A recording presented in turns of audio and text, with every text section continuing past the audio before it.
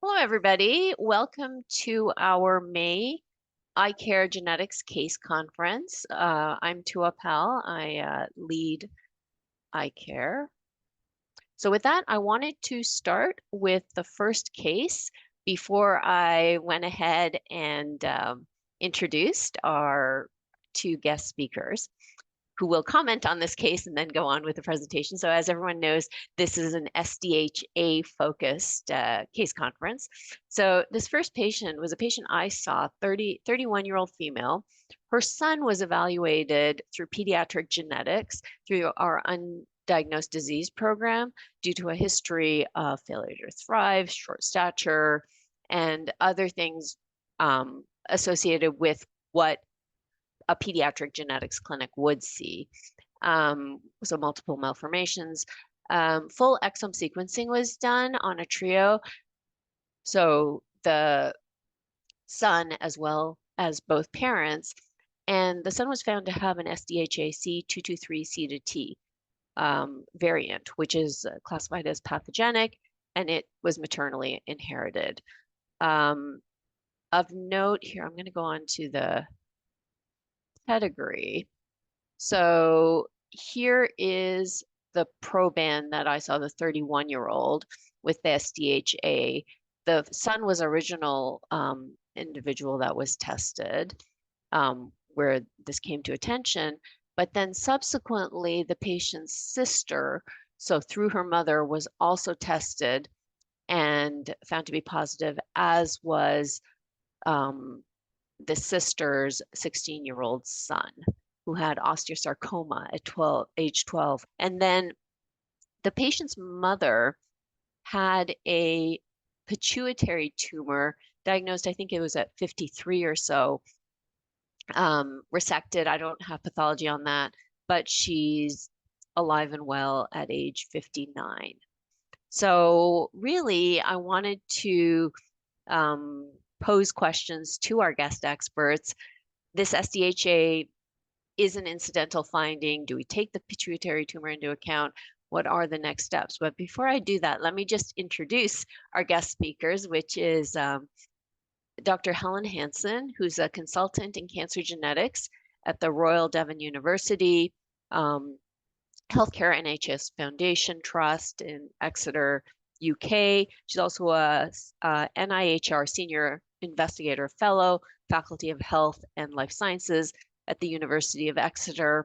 And again, is actually the lead individual for the SDHA guidelines that came through the UK group, published in the Journal of Medical Genetics, I believe, within the last few years.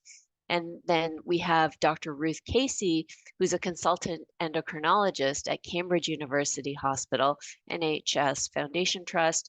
She's a senior research fellow, Department of Medical Genetics at Cambridge University. So you can see how medical genetics in association with endocrinology would really rounds out this case conference and the expertise that we really are wanting for some of the cases that we're finding. So I'll go back to my last slide. And Dr. Hanson or Dr. Casey, do you want to comment on some of the questions or some of your thoughts? So I think hopefully we'll address some of this in our upcoming slides. But I think just to confirm, because I think it is this lady here who's had the pituitary tumor. Correct. Okay. Yes. So the grandmother of the proband that you saw in clinic. So the proband I saw was a 31-year-old, so her mother. Okay. Okay, but it was the son who had the testing originally for the so I think that ideally we would want to try and do immunohistochemistry on that pituitary tumor to see if this is an SDHA associated tumor. I know you mentioned that you were having difficulty in getting hold of the histology report. I'm not sure if that was the blocks or just the report for that. It's a different system. In the US, we have a very fragmented healthcare system, as you probably know. So getting anything beyond what's in our hospital system and for another individual is really not always feasible. Yeah. Helen, might jump in. So I mean, I suppose the reason why the pituitary tumor in this situation is, I suppose, is so important in that it's the only potential SDH associated tumor that we see in the pedigree, and it would inform whether or not we would advise whether any of the individuals who carry the SDHA pathogenic variant would benefit from clinical surveillance for SDHA associated tumors.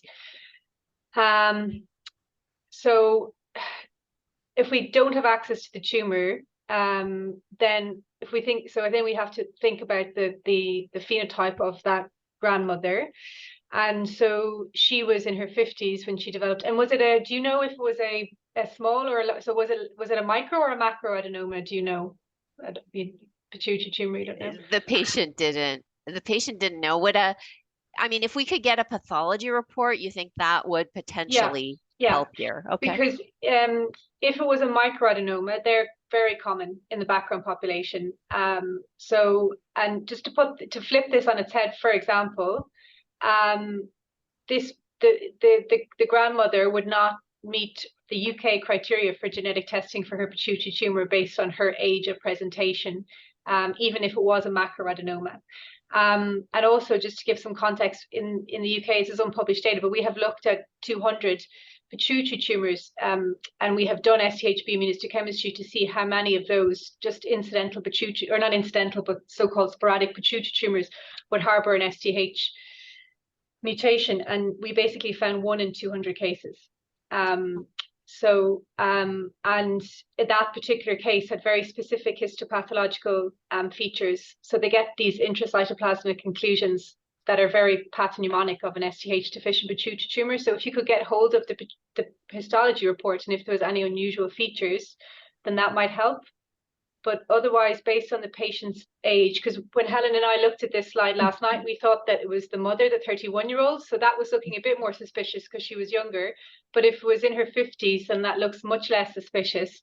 And I would say that that is unlikely to be related to the underlying SDHA mutation based on the phenotype, but it would be nice to have the pathology. And in an ideal world, you'd love to have the immunohistochemistry. But I think based on that information, if we can't get any additional information, then I think it's very unlikely for that pituitary tumor to be related to the SDHA variant that's been picked up incidentally in this pedigree, would be my opinion. Thank you so much. Okay. To your presentation. Okay. Okay. So thank you very much for the introduction, and we're doing this as a double act, so I'm going to start and then Ruth is going to come in the middle, and then I'm going to finish it at the end, and hopefully we'll be able to talk you through some of the features associated with germline pathogenic variants in SDHA, and how we would currently manage these in clinical practice in the UK, and how we have started to think about reporting these variants when they're found incidentally. So I'll go through a bit of an introduction. We'll talk about the tumours that we currently think are associated with SDHA. We'll talk about the penetrance data that currently exists from a number of different studies. We'll think about the key clinical considerations, and I hopefully highlight some take-home messages about the tumour types and metastatic disease that can occur. And then we'll finish off by talking about the paper that Toya mentioned about the recommendations that we have in the UK. So SDHA germline pathogenic variants, as I'm sure you all know, but for those of you who are not aware, they're identified in around 10% of patients who have paraganglioma and pheochromocytoma, or PPGL. They're actually identified in a much higher proportion of patients who have wild-type GIST, so up to 30% of patients who have wild-type GIST will have an SDHA pathogenic variant, and that's higher if the patient has been shown to have SDH deficient GIST. Now, there's a number of papers which have suggested association with other tumour types, and certainly, you know, when this has been found in the setting of tumour testing, there's always a question about the association of SDHA with those tumour types, but that is much less well established, and still, I think, you know, our understanding is emerging. And what's important to understand is that these variants are frequently identified in patients who don't have a relevant family history, which is why they can cause, you know, problems in our clinical practice when we're trying to think about how to advise other family members. So our current understanding is that we think that wild-type GIST is strongly associated with SDHA pathogenic variants. Also, paraganglioma and pheochromocytoma have a strong association, but we would want to ensure that other PPGL genes have been excluded. And then when we think about renal cancer, neuroblastoma and pituitary adenoma, which we've just discussed, the association with these is less strong, and we would recommend, where possible, as we've already discussed, undertaking immunohistochemistry to see if that tumour is likely to be associated with that SDHA pathogenic variant. And we would recommend doing that where possible before we would say that variant is causal of that tumour. So thinking about the penetrance, so there's been a number of studies of the penetrance of SDHA germline variants, and I just wanted to highlight a few of these. So the first was in 2017, and this was a prospective study, and it was an international study, and they had a number of patients, so just less than 1,000, where they were looking at patients who had already had variants excluded in classic PPGL genes, and they identified 29 SDHA heterozygotes.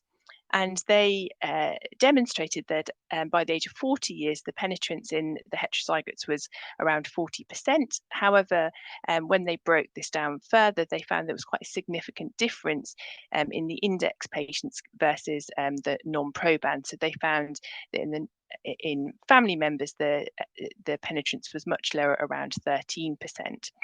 But you'll notice the numbers were very small, and they only had 9 patients included who were non-probands.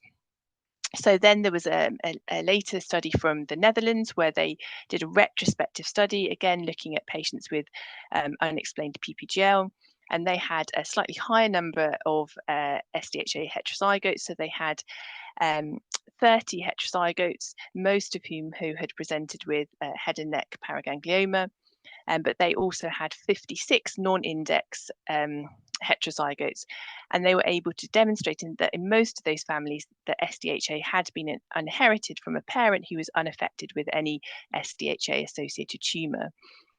And this study demonstrated again that the penetrance, when you were looking at the non-probands, was around 10%. Although they did highlight, and Ruth will come on to this as well, that in the index cases there did seem to be a young age of presentation, or that individuals could be affected with metastatic disease. And then there is a couple of later studies where the penetrance was assessed more on a population based level. So there was this study initially by Benetau who looked at controls from Exeter, and then there was a later study looking at NOMAD and also literature based PPGL cases, and both of those studies showed that on population base level, the penetrance was much lower, so ranging from 0.1 to 5% in these cases. So very different from the studies where they had ascertained cases through individuals diagnosed with PPGL. So the key messages here are there are a small number of studies. These are probably the only studies that I could find in the literature. The penetrance in non-proband family members is probably around 10 to 15% lifetime risk. The penetrance in population-based studies is even lower, so around 1 to 2%. But importantly, these studies don't specifically address the risk of gastrointestinal stromal tumours and are only looking at PPGL. So I'll now hand over to Ruth, Dr. Casey, who can talk through a few cases from her clinical practice. Thanks, Helen. So yeah, I'm going to start with the case. So this is a case of a 15-year-old female. So she initially presented with an upper GI bleed, and at the time of her presentation had an emergency endoscopy, at which time she was diagnosed with a tumor in her stomach, which on biopsy turned out to be a gastrointestinal stromal tumor, or a GIST. She then had a CT scan, which demonstrated that she actually had metastatic deposits in her liver, as you can see highlighted by the red arrows, but she also had peritoneal metastases not demonstrated on this single image of her CT scan. Subsequent molecular analysis of her GIST tumor showed that she had what's called a wild-type GIST. So this basically means that she didn't have a activating mutation in KIT or platelet-derived growth factor alpha, which are the two mutations that we commonly see in conventional GIST. So because her GIST was a wild-type GIST, she qualified for germline genetic testing, which includes all of the succinate dehydrogenase genes, so SDHA, B, C, and D on the UK panel. And she was diagnosed with this common truncating variant, pathogenic variant in the SDHA gene. So of note, she had no family history, although subsequent cascade screening identified multiple family members that were carriers of this variant.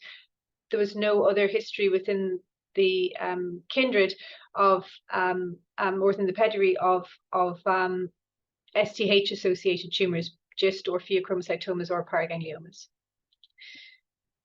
So now 18 years later, that should read. So she is now 33, this patient. She is still alive and reasonably well. She's had slowly progressive disease on various treatment options, but there's been no further evidence of tumors within her family, and she herself has not developed any other new tumors. So she has not developed a pheochromocytoma or paraganglioma or any other, or renal cell carcinoma, for example. So this patient is typical of the type of patients that we see in our national GIST clinic with SDH, pathogenic SDHA variants.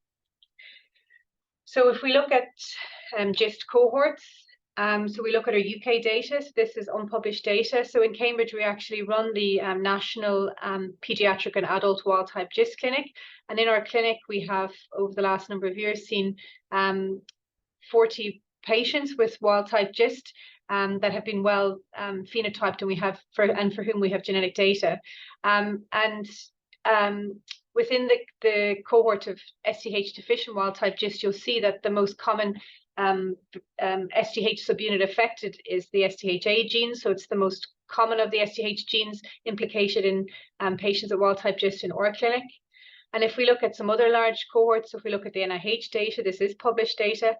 In the NIH, again, in the SDH deficient wild-type GIST cohorts, the SDHA gene is again the most common of the SDH genes implicated in wild-type GIST. And again, if we look at the two other largest cohorts that have been reported to date, so this would be a cohort from Italy and a cohort from Australia. Again, SDHA is the most common of the SDH variants implicated in SDH deficient wild-type GIST.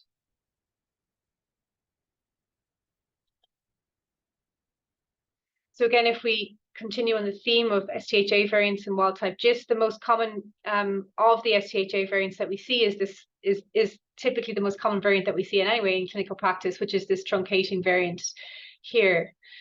Again, what's very unusual is that although we see probans who can present with metastatic disease at a young age, what we're seeing, which is in line with the penetrance data that Helen has just shown us, is that it is very rare for us to see other family members carrying the SDHA gene presenting with GIST tumors or having a history of GIST tumors.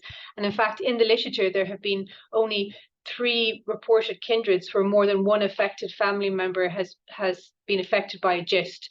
So of the reports that I know, there are 2 kindreds where there's 2 sisters carrying SDHA variants, both of whom developed GIST. And the other kindred was one that we reported from Cambridge, where both a mother and son carrying an SDHA variant developed a GIST.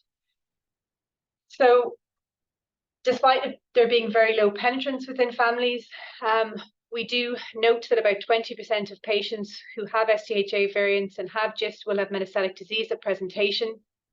But it is very rare for those patients who present with a GIST to then go on and develop a different type of synchronous tumor. So for example, it's very rare for a patient with an SDHA variant to present with a GIST and then subsequently develop a paraganglioma years later. And we don't quite understand why that is, because the opposite is quite the opposite. We see the opposite for patients who present with paragangliomas who have SDHA variants, for example. It is a bit more common for those patients to have synchronous paragangliomas than for patients who present with GIST.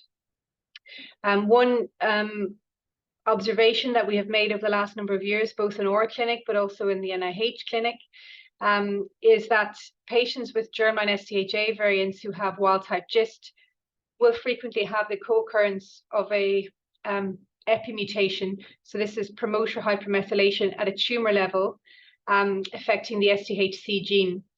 And that's relevant in terms of the expected phenotype, because some of you may be aware that SDHC epi mutations are associated with what's called Carney's triad. So that's the co-occurrence of a pulmonary chondroma, a paraganglioma, and a GIST in an individual.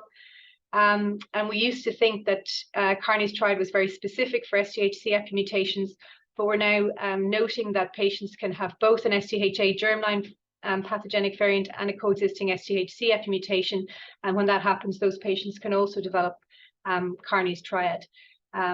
So it's not unusual for patients with an SDH germline variant to develop Carney's triad.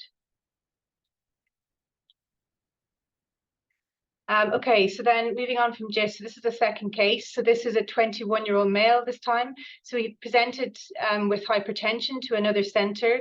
And at that time, which was 23 years before I eventually met this man, he was diagnosed with an abdominal paraganglioma.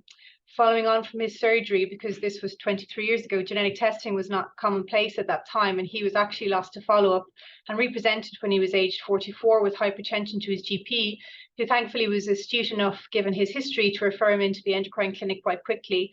And he had, at that time, biochemistry, which demonstrated that he had very elevated normetadrenaline levels, as you can see here. And obviously, given his history of a paraganglioma at quite a young age, we were suspicious that this man either had a new paraganglioma or a potentially metastatic recurrence. And basically, he did end up having a metastatic recurrence in a single rib, as you can see from the CT scan, and then the FDG PET CT, which is in panel B.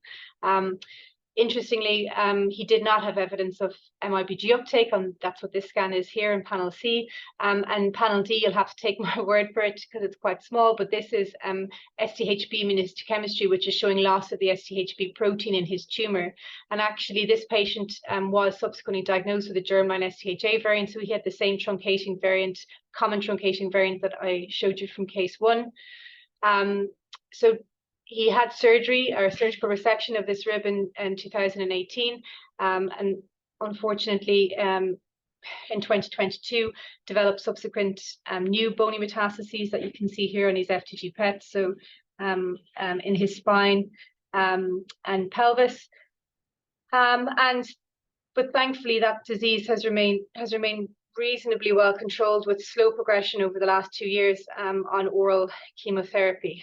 So his tumor is behaving quite indolently, but he is a case of paraganglioma who had metastatic recurrence. And I think what's really notable for his case and other reported cases of SDHA mutated paragangliomas in the literature is that there can be quite a lag between initial surgical resection and metastatic recurrence. So I think this really highlights the need for lifelong follow-up for these patients with SDHA variants. So if we look at SDHA and pheos and paragangliomas, so about 40 cases have been reported to date in the literature. The most common location of pheos and paragangliomas in patients with SDHA gene variants is in the abdomen and pelvis. The estimated malignancy or risk is about 10 to 15% for these patients. And although it's more common for a patient who presents with a paraganglioma and an SDHA variant to develop a subsequent synchronous paraganglioma than it is if the patient presents initially with a GIST, we still see that it's less common for the SDHA variants to develop synchronous tumors in general than it is, for example, for patients with B and D variants. But as I've shown you from this case, and as we know from larger cohort studies and retrospective series published in the literature, patients with SDHA variants and pheos and paragangliomas can develop a metastatic recurrence or can be metastatic at presentation. So before handing back to Helen, I just want to briefly discuss how we screen carriers of SDH variants, and really just to highlight that although the penetrance of the SDHA variant is arguably lower than we see for SDH B, C, and D, the screening for asymptomatic carriers in kindreds where the variant is identified because of a SDH-associated tumor, the screening for SDHA carriers should be the same as it is for B, C, and D. Needless to say, any screening program has to balance the benefit of early detection versus the low penetrance. But we also have to, take into account the malignancy risk associated with the specific gene. The screening program has to be able to detect both secretory and non-secretory pheos and paragangliomas. So what I mean by that is tumors that are making catecholamines and not making catecholamines, because some of the pheochromocytomas and paragangliomas that these patients can develop may not secrete catecholamines, and so you may miss them if you just do biochemistry alone. We obviously have to consider the radiation risks from multiple scans and take into consideration patient anxiety. And obviously there's the issue around healthcare, health economics, and the risks and benefits of these kinds of screening programs. But hopefully most of us are now adhering to the most recent international consensus on what the screening should be for asymptomatic carriers of a pathogenic SDH gene variant. And basically what the guidance is now is that any adult carrier identified with a pathogenic variant in A, B, C, or paternally inherited D should be referred to an endocrine clinic, should have blood pressure and heart rate checked at first visit, should have clinical history taken, and should have biochemistry, which should either be plasma-free metanephrines, ideally, or urinary metanephrines. And at their first visit, the patient should be offered a full body scan. And we are advocating for MRI because of the obvious radiation benefits, i.e. there's no ionizing radiation with MRI. And if at the first visit the patient has a negative screen, then that patient should be followed up every year and have a blood pressure clinical review and biochemistry, but we would only recommend interval whole body screening every 2 to 3 years. So like I've said, we would tend to opt for MRI over PET-CT to spare radiation. And the other thing is to say, when do we stop screening for these patients? Well, we typically would recommend increasing the interval between imaging once the patient gets to 70, if they haven't had any development of a tumor by that point. And certainly we would completely stop screening by the time the patient reaches 80, if they have remained well from the point of view of tumors at that time. When do we start screening for children? Well, this is a difficult question, and one that most of our patients, usually the first question that our adult patients will ask if they have children is, what about their children and when do we screen them? And a couple of years ago, we looked at the age at which children present with tumors that are subsequently diagnosed with SDH variants. And what we found was that it's very uncommon for a child with an SDHA or an SDHC variant actually to present under the age of 10 with a pheochromocytoma and paraganglioma, and it was really only for SDHB carriers that we saw any penetrance under the age of 5. So that has led to the recommendations around when to screen children, and basically for SDHB carriers, we recommend that they're genetically tested at the age of 6, and if they carry a pathogenic variant in SDHB, then they should be clinically and biochemically tested from 6, and we should think about some imaging when they get closer to 10 years. But for A and C and D, genetic testing should be 10 to 50 at the age of 10 to 15 years. And then if the child carries the pathogenic variant in A, C, or D, then we would start clinical, biochemical, and radiological testing between 10 and 15 years. So slightly later than for B. Okay, so at this point, I think I'm going to hand back to Helen to finish the presentation.